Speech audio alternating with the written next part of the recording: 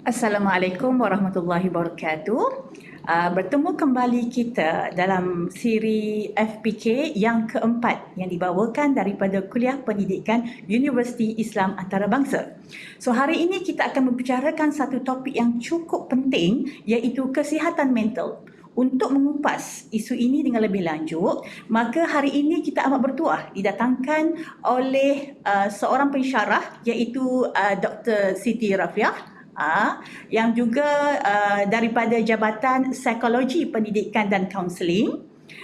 Beliau merupakan saya kira pakar lah dalam psikologi perkembangan. Jadi Dr. Siti, apa khabar? Baik, Alhamdulillah. Alhamdulillah. Okey, sekarang ni kan bila kita membicarakan berkenaan dengan kesihatan mental, saya kira benda ni sudah menjadi sesuatu yang biasa.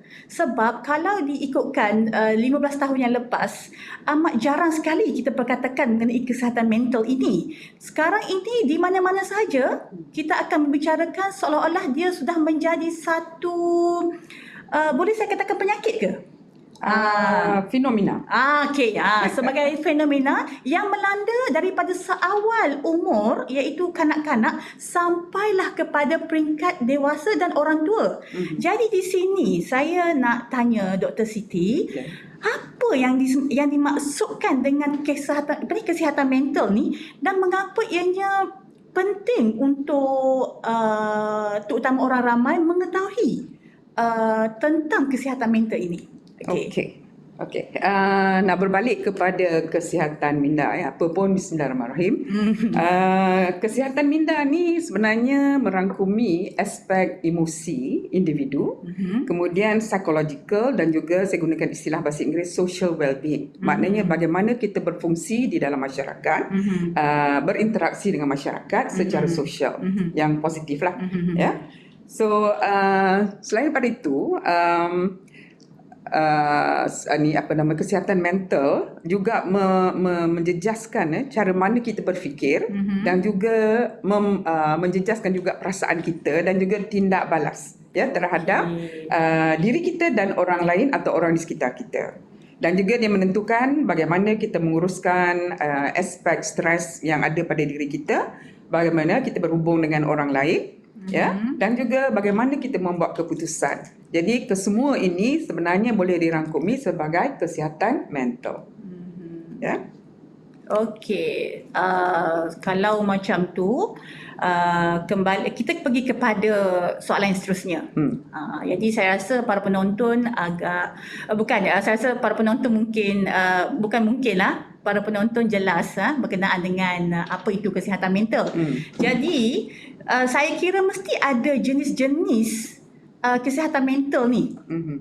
Saya rasa mungkin jenis-jenis ini yang ramai penonton tidak tahu. Jadi mungkin Dr. Siti boleh terangkan lagi. Okey, kalau di segi bahasanya ataupun bahasa Malaysianya, saya gunakan istilah-istilah ni dari sudut psikologi pendidikan. Tiga yang besar yang kita boleh kenal pasti. Yang pertama neurosis, dan apakah yang dimaksudkan dengan neurosis, iaitu di mana pesakit mengalami perubahan dan juga gangguan pemikiran, perasaan dan kelakuan tanpa menjejaskan kewarasan pemikiran ataupun kewarasan secara keseluruhan. Okey, tak apa.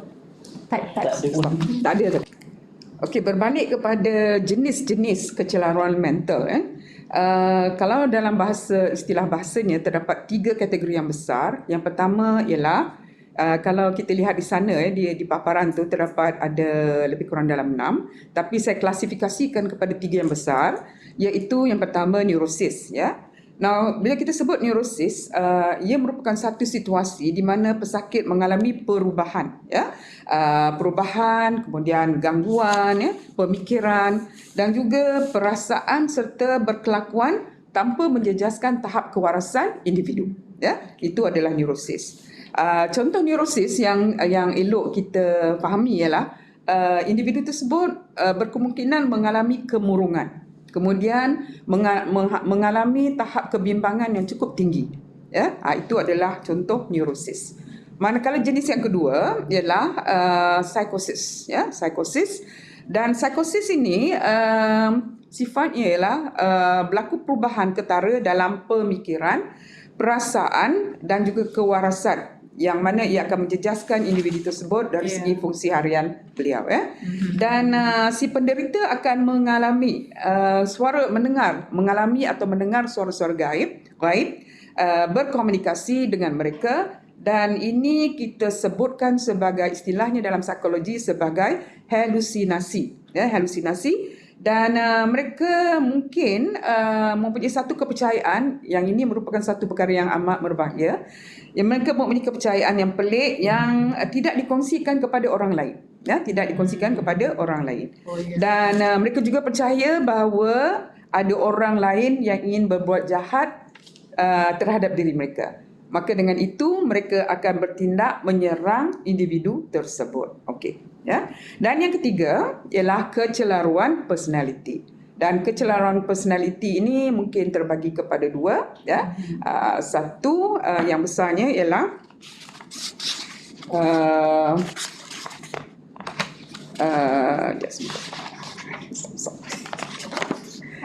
Okey, yang besarnya ialah paranoid personality disorder, schizoid personality disorder, schizotypal personality disorder, dan yang ketiga ialah antisocial personality disorder. Ya, okey. Yang ini kita boleh bincangkan secara selari, ya, dalam waktu perbincangan boleh ditanyakan. Dan yang banyak kita dengar pada hari ini ialah bipolar personality disorder, bipolar dan multipolar personality disorder. Kalau bipolar ni maknanya mereka atau individu tersebut mempunyai dua jenis personality, yang satunya bersifat positif, berfungsi sebagai dirinya sendiri, dan personality yang kedua mungkin merupakan personality yang banyak mendera perasaan, emosi dan sebagainya terhadap individu tersebut sedari kecil. Contohnya mungkin pernah dibesarkan oleh ibu tiri, dan ibu tiri sering mendera. Ini cerita macam cerita Cinderella lah contohnya. Jadi personality ini banyak mempengaruhi kanak-kanak ini sehinggalah dia menjelang dewasa. Jadi kanak-kanak ini mungkin bersifat ganas terhadap orang lain apabila dia berada di dalam situasi yang saya sebutkan tadi. Maknanya dari segi emosi, dari segi haknya sebagai kanak-kanak untuk berfungsi di dalam rumah tangga, tetapi dinafikan oleh ibu tiri tersebut. Maka ini akan diulang semula terhadap kanak-kanak ataupun remaja atau orang dewasa yang lain. Dan ini boleh berlaku di luar tahap kewarasan beliau. Okey. Okey, bagaimana pula dengan Bermakna multipolar. Multipolar, ya. Situasi ini berlaku bila dia juga mengalami dalam pelbagai mengalami pelbagai pengalaman, ya. Maknanya sewaktu dari kecil mungkin pernah di isu-isu incest, ya.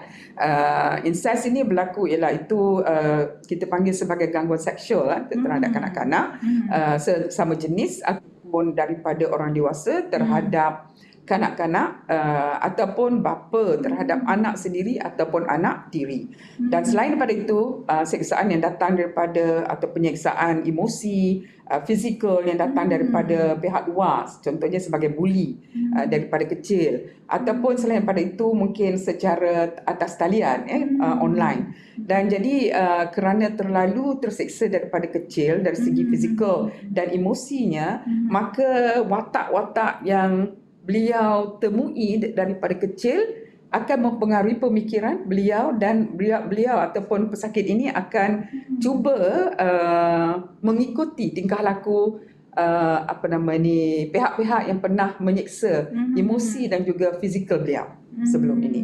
Jadi dia akan keluar pada waktu-waktu tertentu. Dalam movie banyak dicerminkan atau dipaparkan kisah-kisah multipolar patient, ya. Sekejap dia jadi Cindy, lepas tu dia jadi Peter, lepas tu dia jadi, kata contohkan, Mr. Brown.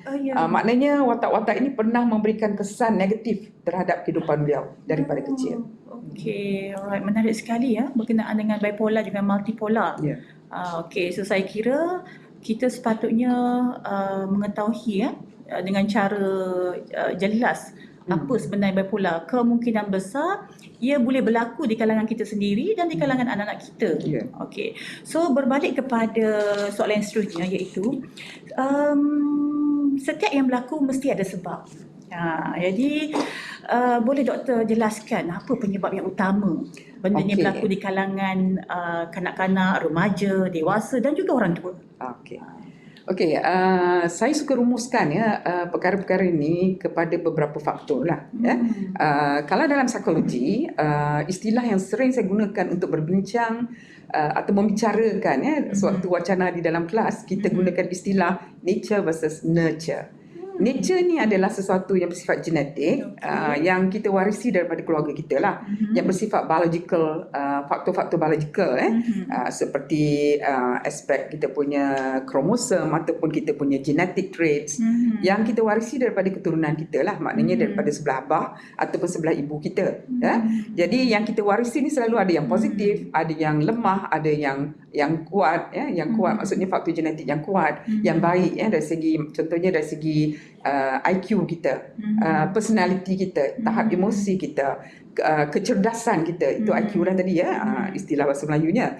Kemudian bagaimana otak kita berfungsi, maka kita berbalik kepada sewaktu tahap pranatal. Seorang ibu yang mengandung sangat-sangat digalakkan memakan folic acid selama 3 bulan berturut-turut, kerana untuk memastikan tidak berlakunya kecacatan kepada aspek otak, perkembangan otak bayi tersebut atau janin tersebut.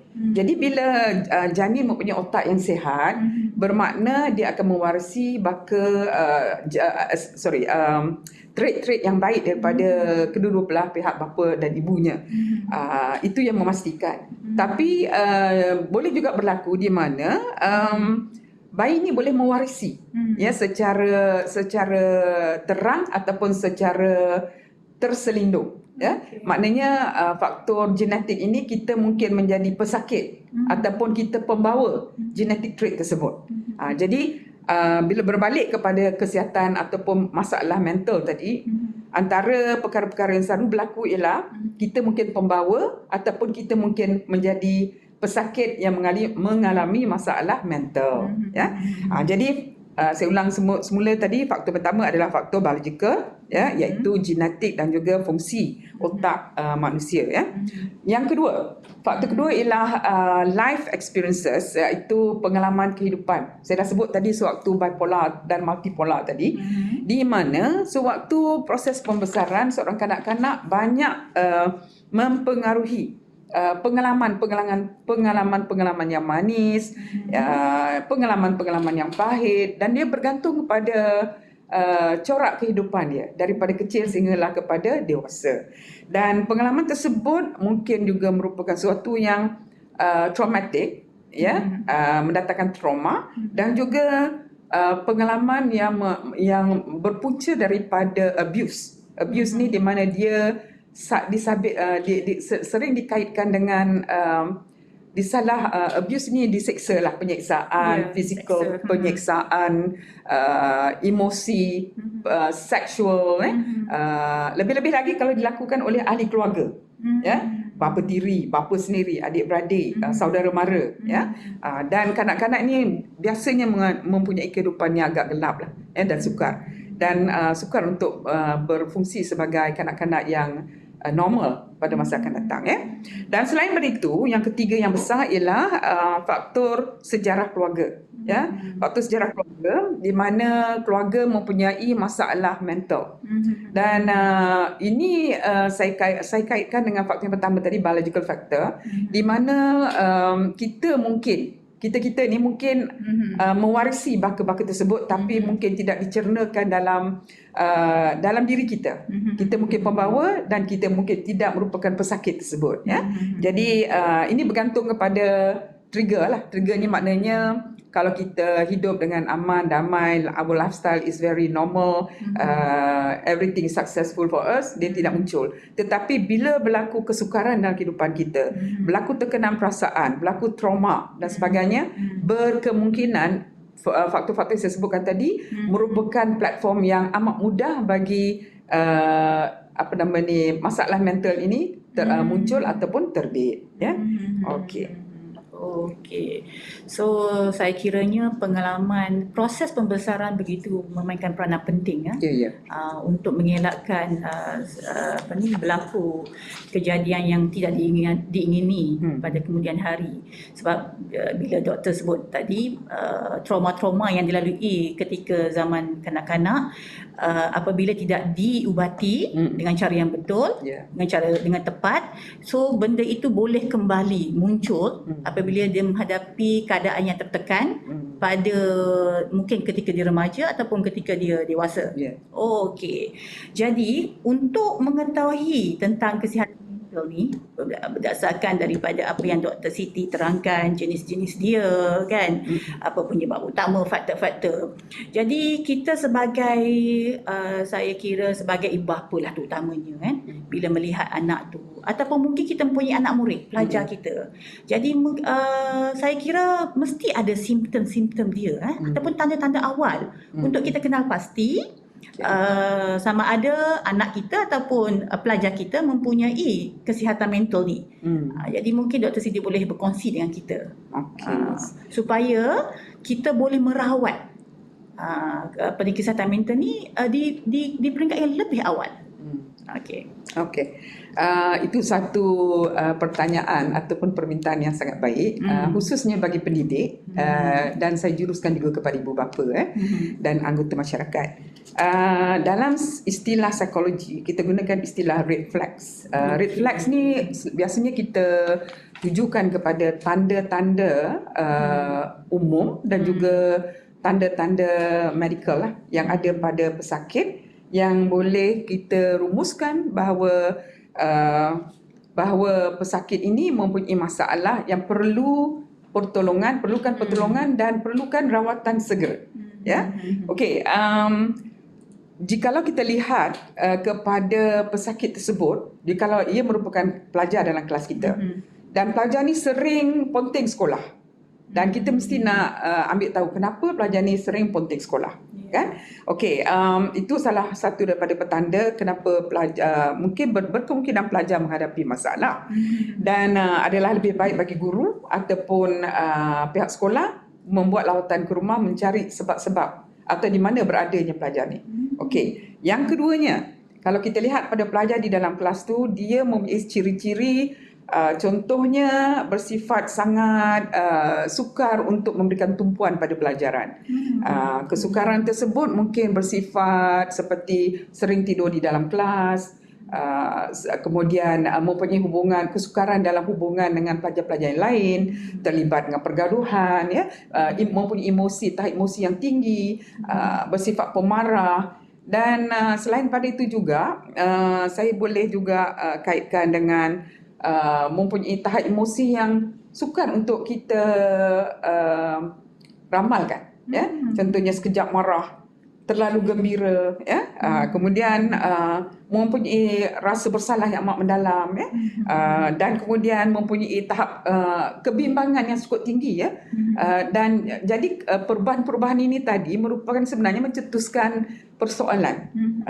Jikalau guru itu seorang yang prihatin, ibu bapa itu juga prihatin, bermakna kanak-kanak ini atau remaja ini ataupun mungkin suami atau isteri di dalam keluarga itu mempunyai masalah, dan sebenarnya memberitahu kepada pihak yang menonton ni tadi, saya memerlukan rawatan, saya memerlukan bantuan.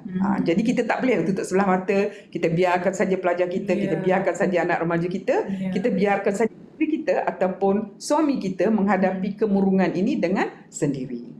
Okey. Jadi saya fikir bila kita mengetahui apa yang Dr. Siti jelaskan tentang tanda-tanda ni kan, so saya berharap sangatlah khususnya kepada ibu bapa dan juga pendidik, guru-guru atau sesiapa saja kawan-kawan mereka kan, bila mereka melihat simptom ini, dengan mereka tahu nak bertindak, kepada mana nak disalurkan pertanyaan ataupun orang kata penerangan yang jelas. So untuk itu saya nak tanya Dr. Siti, adakah kita di Malaysia ni mempunyai kumpulan-kumpulan sokongan untuk kita mengatasi, membendung ataupun mengubati kesihatan mental ni. Okey. Untuk menjawab soalan tu, terlebih dahulu saya rasa yang terbaik bagi sama ada guru ataupun ibu bapa ataupun anggota masyarakat atau rakan sebaya untuk memerhatikan apakah sebenarnya permasalahan yang dihadapi oleh rakan ni. Kadang-kadang pelajar tu murung, pelajar tu menghadapi tekanan perasaan dan sebagainya, bertindak agresif terhadap rakan yang lain. Seperti pengalaman saya sebagai seorang guru di zaman saya seorang guru dulu, sebenarnya pelajar tersebut telah mengalami masalah mengandung di luar nikah. Jadi dia bersifat ponting, dia menunjukkan reaksi seperti kerap ponting sekolah. Kalau dia datang pun di dalam kelas dia tidur, dan menghadapi tekanan. Bila ditanya tidak menjawab soalan, dan akhirnya bila masalah tu terlalu menekan, beliau sendiri berhubung dengan kita. Tapi sebagai guru, kita haruslah menyimpan. Ini akta rahsia lah antara murid dengan guru. Okey, jadi bila keadaan yang saya sebutkan contoh ni tadi berlaku pada kita sebagai guru, seharusnya tindakan pertama yang kita kena buat ialah berhubung dengan pihak sekolah, kaunselor sekolah lah, ya, untuk mendapatkan contohnya pandangan. Pihak kaunselor sekolah seharusnya menyimpanlah, mengamalkan akta kerahsiaan di mana pelajar yang terlibat sama ada di peringkat sekolah ataupun di peringkat universiti haruslah membuat satu laporan yang khas mengenai pelajar tersebut, dan pelajar ini haruslah kita berikan perhatian, bukan perhatian yang khas tetapi tindakan segeralah. Jikalau dia menunjukkan tanda-tanda yang agak mencemaskan, contohnya there are suicidal sign, ya, maknanya ada tanda-tanda ingin bunuh diri lah, sering melukakan diri dia, ponting sekolah yang kerap, tak tahu ke mana hilangnya, ataupun lari daripada rumah yang kerap, ya. Jadi ini adalah tanda-tanda yang amat berbahaya bagi ibu bapa dan juga pihak sekolah. Jadi kita harus tahu di mana pelajar ini berada. Kalau dia berada di sekolah, maka tindakan segera harus kita lakukan. Jadi rujukan adalah harus dilakukan kepada kaunselor ataupun pihak pengurusan sekolah. Nah, pihak pengurusan sekolah pula haruslah bertindak dengan cara menghubungi pihak hospital yang terdekat, ya, di mana jikalau pelajar ini mempunyai masalah mental atau tekanan yang teramat tinggi, seharusnya rujukan itu dibuat kepada pihak psikiatris di bahagian biasanya kita hantar pada unit kecemasan terlebih dahulu. Kemudian kita kena terangkan kepada pihak pengurusan apakah masalah pelajar yang sebenarnya, dan daripada situ beliau akan dibawa kepada unit psikiatris. Dan pada unit psikiatris ini individu tersebut mungkin diberikan rawatan, ya, oleh pihak unit psikiatris, ya. Now selain pada itu adalah pihak individu, ya. Bagi pihak remaja secara berkumpulan, kemudian orang dewasa secara berkumpulan, kita perlu melihat apakah kumpulan sokongan yang ada dekat Malaysia ni. Bagi mereka yang menghadapi masalah mental, kita ada kumpulan Matahari. Kumpulan Matahari, kemudian kita ada juga kumpulan Maisa, dan juga yang paling penting ialah MMHA, iaitu the Malaysian Mental Health Association, ya, dan ini merupakan kumpulan yang non-profit organisation yang menghulurkan bantuan kepada pesakit yang memerlukan bantuan, ya. Dan pada tahap ini di Malaysia, saya rasa kumpulan sokongan ini memainkan peranan yang amat penting dan aktif, ya, dan sering membuat lawatan-lawatan ke sekolah, ke institusi-institusi pengajian tinggi bila mereka mendapat jemputan. Dan mereka boleh dihubungi pihak, contohnya kalau hospital yang saya sebutkan tadi, MMHA, di sini di Malaysia kita ada nombor talian kecemasan ialah 994 ataupun 112, ataupun selain pada itu juga kita ada 0321496590, ya. Yang tadi ekoran daripada 994 tadi, kita boleh juga menghubungi 995. Katalah ada satu cubaan untuk membunuh diri, ya. So jadi ini adalah talian-talian atau nombor talian yang boleh kita hubungi dengan segera tanpa payah membayar sebarang tak perlu bayarlah sebarang sen, ya. Percuma. Dan di Universiti Sains merupakan pusat di mana mereka menjalankan kajian, ya, yang terperinci mengenai masalah-masalah mental ni, ya. Itu satu pusat kajian yang membuat penyelidikan mengenai aspek racun dan sebagainya dan kesannya terhadap diri manusia. Sebab banyak kejadian bunuh diri menggunakan racun. Selain pada terjun bangunan, memotong diri, ya, mengelar diri, juga meminum racun. Lazimnya selalunya yang terdapat ialah racun getah, ya, racun untuk membekukan getah. Kejadian-kejadian ini berlaku dalam kalangan remaja yang mana mereka menghadapi masalah tekanan perasaan, mengandung di luar nikah kerana dirogol dan sebagainya. Jadi ini adalah pusat-pusat yang nombor-nombor yang boleh kita hubungi dan pusat-pusat di mana rawatan tersebut boleh didapati, ya. Manakala Mentari Malaysia merupakan a community of practice, sokongan moral lah, kumpulan sokongan moral yang sebenarnya ditubuhkan oleh Kementerian Kesihatan Malaysia, ya, bagi memberikan rawatan, pertolongan dan sokongan moral kepada mereka yang menghadapi masalah mental, ya. Dan ini boleh didapati, ya, di Hospital Selayang, ya. Dan selain pada itu, rawatan-rawatan mental ini juga boleh diperolehi di semua hospital besar di Malaysia, di bahagian unit psikiatrik, ya. Okey, so daripada peranan ibu bapa dan juga peranan guru di sekolah. Jadi jika nampak tanda-tanda berkenaan, langkah yang pertama ialah terus menghubungi pihak yang hospital, pihak berkenaan, yang mana mereka akan refer kepada unit psikiatris, dan juga boleh terus berhubung dengan NGO yang doktor sebutkan tadi. Okey, so saya harap para penonton dapat melayari website badan-badan berkenaan NGO ni untuk mengetahui cara lebih lanjut. Okey, jadi sebagai warga negara Malaysia lah, saya rasa kesihatan mental ni ia merupakan masalah bersama lah, saya cakap.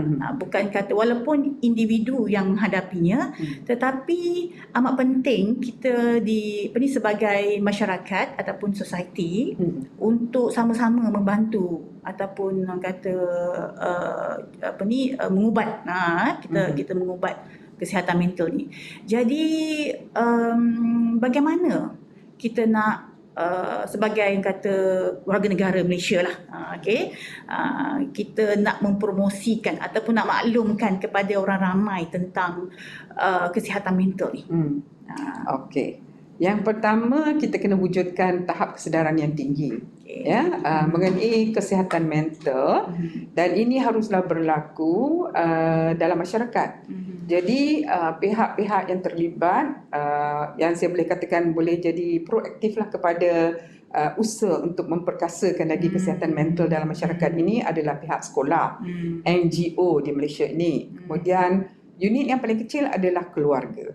Dan jikalau ibu bapa nampak tanda-tanda yang saya sebutkan awal tadi, iaitu red flags, withdrawn, iaitu anak tu kelihatan murung, mengunci diri dalam bilik, sukar, hilang selera makan, fizikalnya berubah, ya, daripada badan yang normal kepada yang kurus, kemudian menjadi agresif, ya, tidak mahu berinteraksi dengan orang lain, tidak mahu berkongsi masalah dengan ibu bapa ataupun adik-beradik yang lain. Maka tanda-tanda ini haruslah diberikan perhatian oleh bapa secara serius, ya.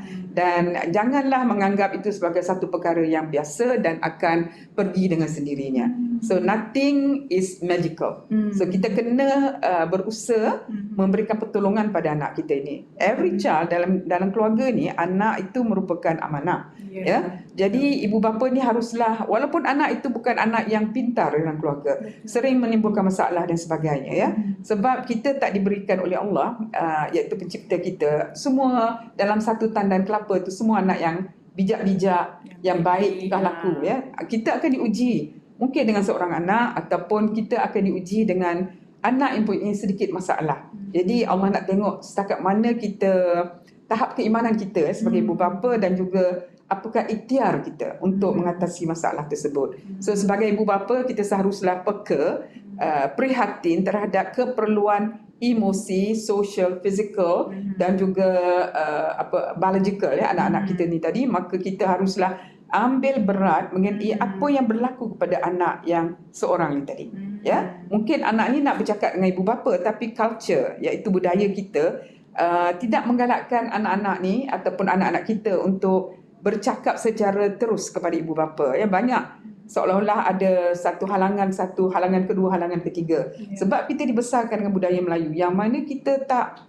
express our feeling freely, express our concern freely, ya. Jadi bila tu berlaku, agak sukar bagi anak-anak untuk menyatakan masalah mereka. Mungkin masalah ni tadi masalah yang amat memalukan. Dimalukan di sekolah, dimalukan oleh rakan-rakan sebaya, dimalukan oleh guru contohnya. Ni anak saya pernah mengalami, ya.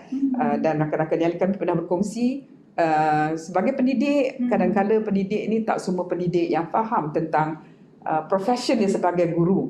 Guru adalah pendidik dan juga kita ada beza antara pendidikan dan pengajaran. Ya, kalau pengajaran kita sampaikan ilmu, kalau pendidik ni kita bukan saja ilmu, tetapi kita didik dan kita lentur tingkah laku dan juga pemikiran anak-anak tu supaya menjadi lebih berfungsi sebagai anggota masyarakat, dan juga sebagai, kalau dia seorang muslim, menjadi muslim yang bermoral, ya, dan menghormati orang lain. Jadi bolehlah dia berfungsi dalam masyarakat. Jadi ibu bapa tadi, fungsi ibu bapa tadi, saya boleh katakan amat penting, ya. Dan dia kena peka. Bila nampak benda ni, jangan tutup sebelah mata, tetapi bertindak balas dengan segera memberikan bantuan dan pertolongan. Manakala pihak sekolah pula perlulah juga ambil berat, prihatin. Sering badan kaunseling di sekolah, ya. Dia ada rakan pembantu, rakan sebaya, PRS.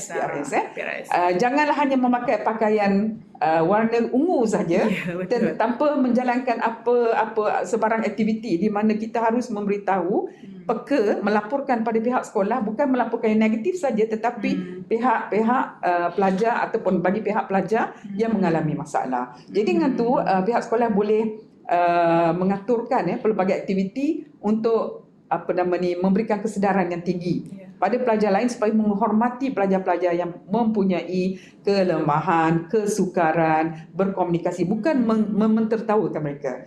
Ini adalah antara sesuatu yang kita harus ubah di dalam landscape persekolahan di Malaysia ni, ya. Dan ini berlaku bukan Malaysia saja, tetapi di seluruh dunia. It's a global issue. Ya, kalau tidak takkan berlaku tembak-menembak di sekolah, di Amerika, kerana aspek emosi dan juga dia punya self-esteem, self-worth terganggu, dan dia rasa diri dia amat rendah, ya, dimalukan, diaibkan macam tu. Jadi ini adalah antara perkara-perkara yang harus kita ambil kira, dan juga sebagai guru, pendidik dan juga pihak pengurusan sekolah menganjurkan program-program kesedaran di kalangan pelajar. Dan kaunselor kenalah proaktif pula, ambil berat tentang perkara ni, memperkasakan lagi ilmu dia supaya dia tahu macam mana nak bertindak, pihak mana yang harus dihubungi jikalau berlaku sesuatu di sekolah sewaktu pengajaran berlangsung. Okey. Dan yang lain-lain tu saya dah sebutkan tadi, dalam masyarakat, pihak mana yang harus, dan ibu bapa boleh hantar anak kepada pihak-pihak tertentu untuk mendapatkan rawatan. Ya. Okey. So terima kasih kepada Dr. Siti Rafiah berkenaan dengan penerangan yang begitu mendalam sebenarnya berkenaan dengan kesihatan mental. Jadi saya boleh rumuskan kat sini untuk kita pertama sekali membendunglah dan merawat tu saya rasa mungkin pada peringkat hospital, tapi kita pada peringkat orang awam untuk kita bendung dulu kan, bendung. Jadi ia merupakan satu gabungan kerjasama ataupun gabungan tenaga, gabungan pemikiran semua peringkat. Ya, betul.